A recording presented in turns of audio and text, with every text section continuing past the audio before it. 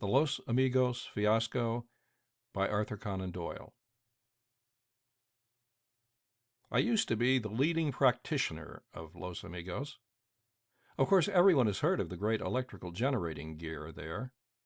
The town is widespread, and there are dozens of little townlets and villages all around, which receive their supply from the same center, so that the works are on a very large scale. The Los Amigos folk say that they are the largest upon earth. But then we claim that for everything in Los Amigos, except the jail and the death rate. These are said to be the smallest. Now, with so fine an electrical supply, it seemed to be a sinful waste of hemp that the Los Amigos criminals should perish in the old-fashioned manner.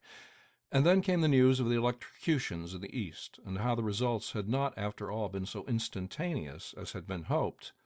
The Western engineers raised their eyebrows when they read of the puny shocks by which these men had perished, and they vowed in Los Amigos that when an irreclaimable came their way, he should be dealt handsomely by, and have the run of all the big dynamos. There should be no reserve, said the engineers, but he should have all that they had got. And what the result of that would be none could predict, save that it must be absolutely blasting and deadly. Never before had a man been so charged with electricity as they would charge him. He was to be smitten by the essence of 10 thunderbolts. Some prophesied combustion, and some disintegration and disappearance. They were waiting eagerly to settle the question by actual demonstration, and it was just at that moment that Duncan Warner came that way. Warner had been wanted by the law, and by nobody else, for many years. Desperado, murderer, train robber, and road agent, he was a man beyond the pale of human pity. He had deserved a dozen deaths, and the Los Amigos folk grudged him so gaudy a one as that. He seemed to feel himself to be unworthy of it, for he made 2 frenzied attempts at escape. He was a powerful, muscular man, with a lion heart, tangled black locks, and a sweeping beard which covered his broad chest. When he was tried, there was no finer head in all the crowded court. It's no new thing to find the best face looking from the dock. But his good looks could not balance his bad deeds. His advocate did all he knew, but the cards lay against him, and Duncan Warner was handed over to the mercy of the big Los Amigos dynamos. I was there at the committee meeting when the matter was discussed. The town council had chosen 4 experts to look after the arrangements. 3 of them were admirable. There was Joseph McConnor, the very man who had designed the dynamos, and there was Joshua Westmacott, the chairman of the Los Amigos Electrical Supply Company, Limited. Then there was myself as the chief medical man, and lastly an old German of the name of Peter Stoopnagel. The Germans were a strong body at Los Amigos, and they all voted for their man. That was how he got on the committee. It was said that he had been a wonderful electrician at home, and he was eternally working with wires and insulators and Leyden jars. But as he never seemed to get any further or to have any results worth publishing, he came at last to be regarded as a harmless crank who had made science his hobby. We 3 practical men smiled when we heard that he had been elected as our colleague, and at the meeting we fixed it up very nicely among ourselves without much thought of the old fellow, who sat with his ears scooped forward in his hands, for he was a trifle hard of hearing, taking no more part in the proceedings than the gentlemen of the press who scribbled their notes on the back benches. We did not take long to settle it all. In New York, a strength of some 2,000 volts had been used, and death had not been instantaneous. Evidently their shock had been too weak. Los Amigos should not fall into that error. The charge should be 6 times greater, and therefore, of course, it would be 6 times more effective. Nothing could possibly be more logical. The whole concentrated force of the great dynamos should be employed on Duncan Warner. So we 3 settled it, and had already risen to break up the meeting, when our silent companion opened his mouth for the first time. "Gentlemen," said he, "you appear to me to show an extraordinary ignorance upon the subject of electricity. You have not mastered the first principles of its actions upon a human being." The committee was about to break into an angry reply to this brusque comment, but the chairman of the electrical company tapped his forehead to claim its indulgence for the crankiness of the speaker. "Pray tell us, sir," said he, with an ironical smile, "what is there in our conclusions with which you find fault?" "With your assumption that a large dose of electricity will merely increase the effect of a small dose. Do you not think it possible that it might have an entirely different result? Do you know anything, by actual experiment, of the effect of such powerful shocks?" "We know it by analogy," said the chairman pompously. "All drugs increase their effect when they increase their dose. For example, "Whiskey," said Joseph McConnor. "Quite so. Whiskey. You see it there." Peter Stupnagel smiled and shook his head. "Your argument is not very good," said he. "When I used to take whiskey, I used to find that 1 glass would excite me, but that 6 would send me to sleep, which is just the opposite. Now suppose that electricity were to act in just the opposite way also. What then?" We 3 practical men burst out laughing. We had known that our colleague was queer, but we had never thought that he would be as queer as this. "What then?" repeated Peter Stupnagel.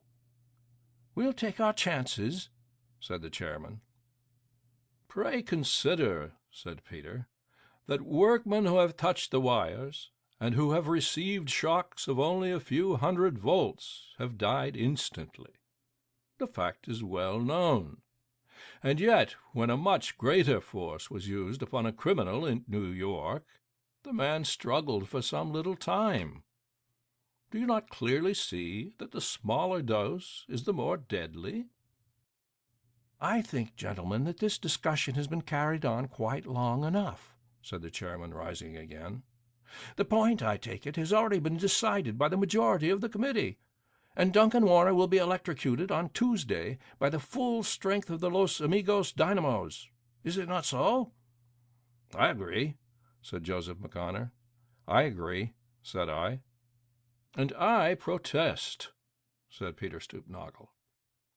"Then the motion is carried, and your protest will be duly entered in the minutes," said the chairman, and so the sitting was dissolved. The attendance at the electrocution was a very small one. We 4 members of the committee were, of course, present, with the executioner, who was to act under their orders. The others were the United States Marshal, the governor of the jail, the chaplain, and 3 members of the press. The room was a small brick chamber, forming an outhouse to the central electrical station. It had been used as a laundry, and had an oven and copper at one side, but no other furniture save a single chair for the condemned man. A metal plate for his feet was placed in front of it, to which ran a thick insulated wire. Above, another wire depended from the ceiling, which could be connected with a small metallic rod projecting from a cap which was to be placed upon his head.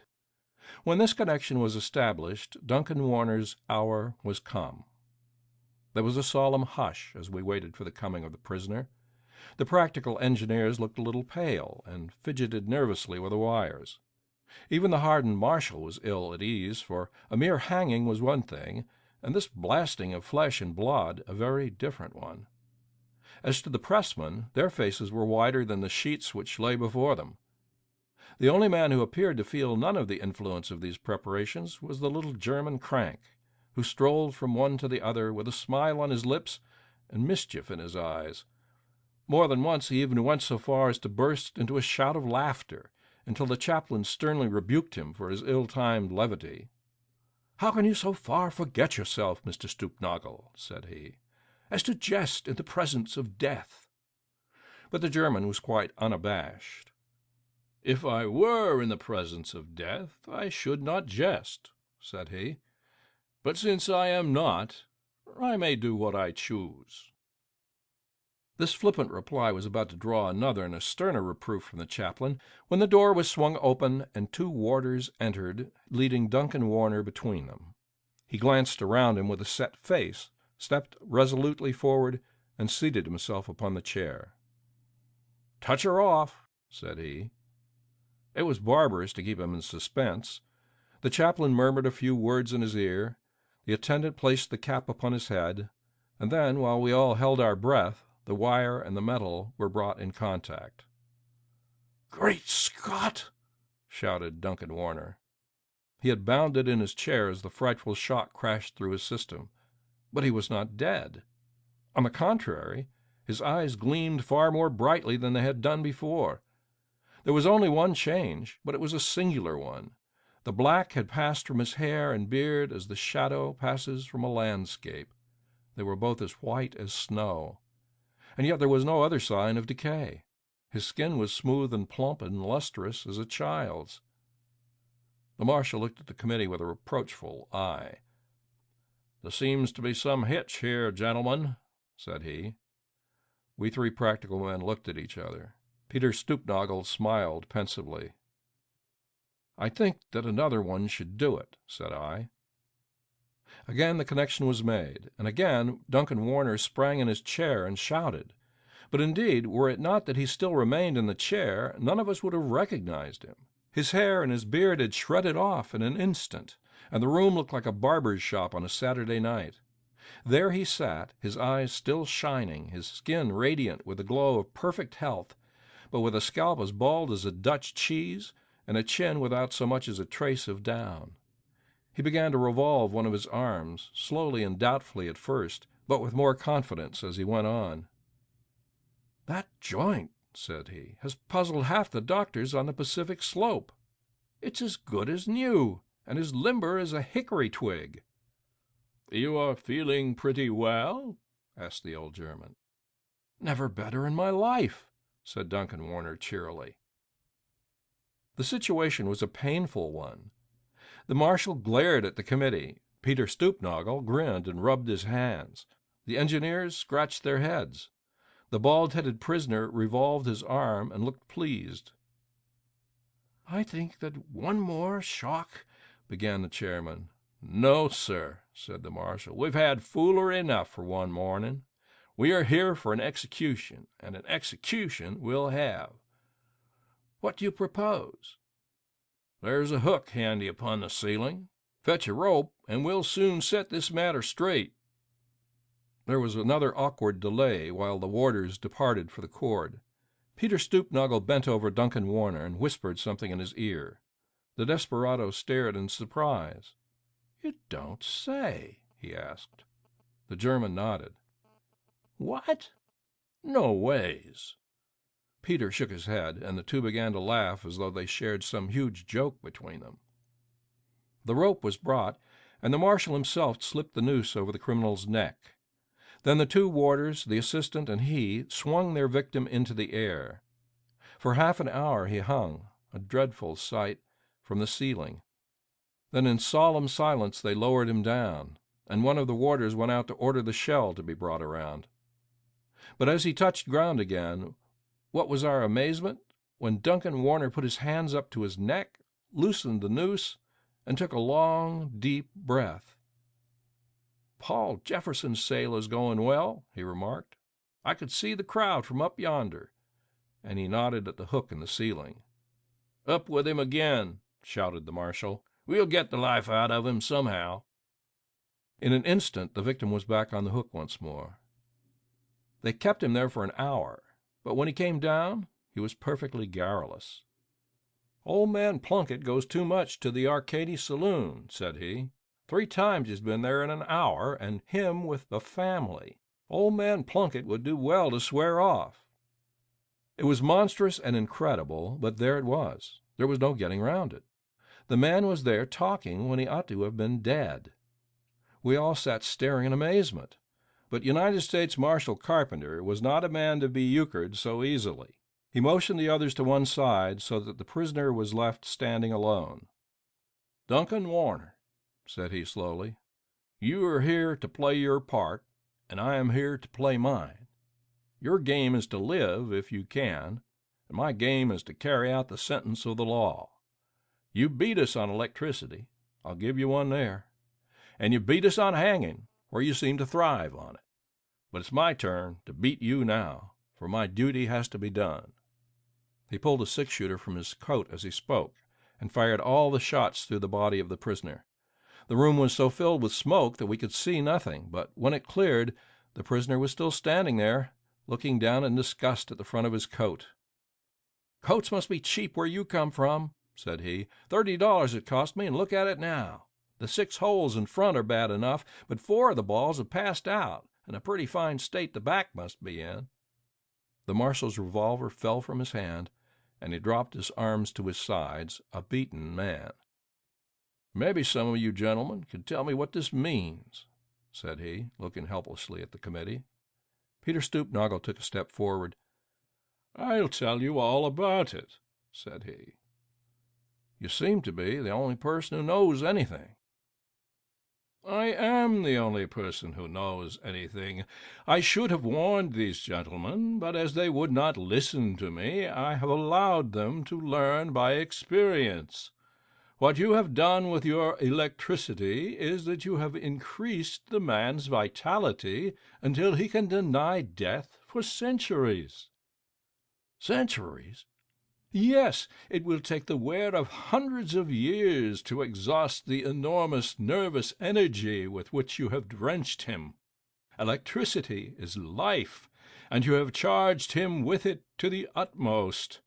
Perhaps in 50 years you might execute him, but I am not sanguine about it."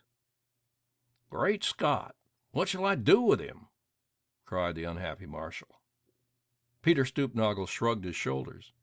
"It seems to me that it does not much matter what you do with him now," said he. "Maybe we could drain the electricity out of him again. Suppose we hang him up by the heels." "No, no, it's out of the question." Well, he shall do no more mischief in Los Amigos, anyhow," said the marshal with decision. "He shall go into the new jail. The prison will wear him out." "On the contrary," said Peter Stulpnagel, "I think that it is much more probable that he will wear out the prison." It was rather a fiasco, and for years we didn't talk about it more than we could help. But it's no secret now, and I thought you might like to jot down the facts in your case book. End of the Los Amigos Fiasco by Arthur Conan Doyle. Recording by Winston Tharp.